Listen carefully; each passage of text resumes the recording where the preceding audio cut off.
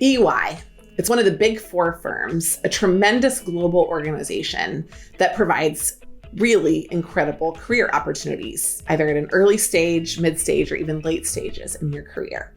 EY is a firm that has grown rapidly over the last 20 years. And today I'm going to unpack some of their growth, some of their strategy, and what I think the future looks like for EY. In addition, we're going to talk about some of the good stuff like interviews and salaries and how to prepare if you're interested in tackling the seemingly insurmountable mountain of getting a job at EY. I'm Jenny Ray LaRue. I'm a former Bain consultant, and along with a great team at Management Consulted, we help people prepare for over 170 firms' interviews worldwide. EY is one of them. And so today I'm excited to bring you some of the insider information that we've gathered over more than 13 years of working with clients to break into the firm at EY. First of all, a little bit of history. Ernst & Young is where the history of EY came from, although now they are officially called EY. And EY, it's a mammoth firm, generally known as one of the world's top consulting, as well as audit assurance and tax firms. And collectively with the big four, including Deloitte, PwC, and KPMG, EY is known as one of the world's top firms for advisory services. EY is also the only one of the big four who for over 22 years has been listed on Fortune's 100 Best Companies list. So that should say something that's differentiated about its culture. Today, we're going to provide information and an overview about EY so that you can get to know the firm a little bit more.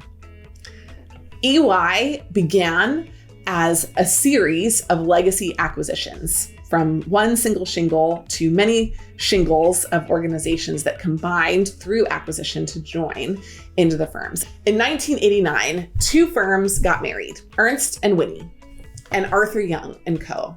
And they formed Ernst & Young, which is the real backbone of the company that we have today.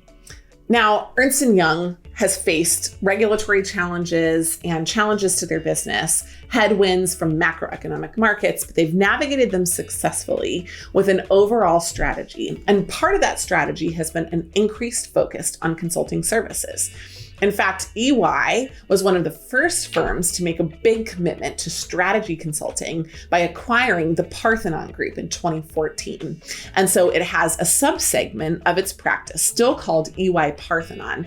And that group really has retained a separate function inside the organization. They've probably been the best acquiring partner out of Deloitte, PwC, and EY. They've done the most successful job of retaining the culture and the niche of that organization. And you can see it in the way that they've grown their consulting revenues. Today, EY is divided into four segments: assurance, tax, strategy and transactions, and consulting. And for our purposes, we move strategy and transactions and consulting together so that it's easier to compare them apples to the other organizations. Out of the big four, EY is the third largest, but that doesn't mean that they're small. EY has over 700 offices and over 300,000 employees. So you get all the benefits of being a part of a massive, well-structured, well-defined global organization. And that carries over into career path, it carries over into comp, it carries over into culture. There's a lot of things that EY does incredibly well. So let's dive into some of those specifically. First of all, let's talk about the career path at EY. If you're interested in joining, one of the advantages is they have a traditional 2-year promotion cycle. While sometimes those can be stretched to 3 years, having an average of a 2-year promotion gives a better sense of forward momentum inside the organization than organizations that promote a little bit more slowly. And so if you start as an analyst, which is for college graduates, in only about 2 years, you move up to an associate level position.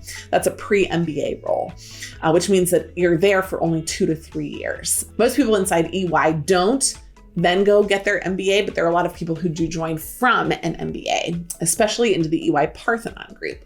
And that is called a consultant level position. From there, you move to manager. From there, you move to director or executive director. And then from there, you move into the partner role. So with all those promotions and micro promotions, you have the opportunity to get refreshed training, advancement in terms of your responsibility, and a very clear sense of where you're headed inside the organization.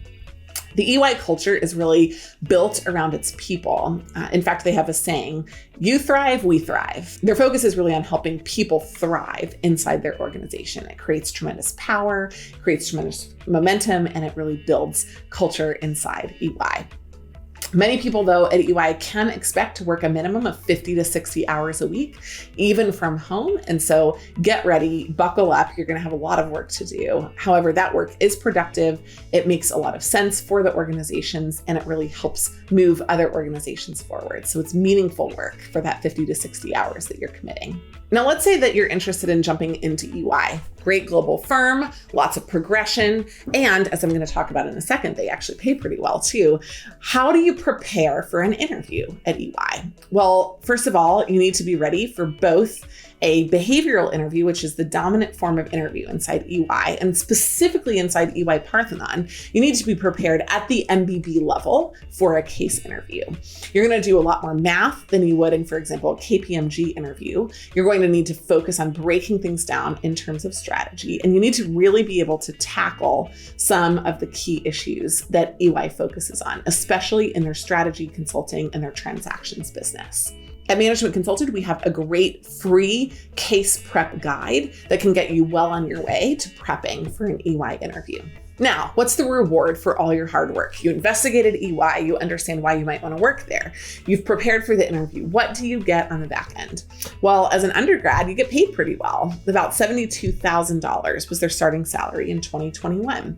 At the MBA level, it's even more attractive, about $155,000. And so EY, you'll see, has a little bit more focus on its younger talent than firms like KPMG, but it pays well, and you have that 2-year progression cycle. So you also advance pretty rapidly inside your career.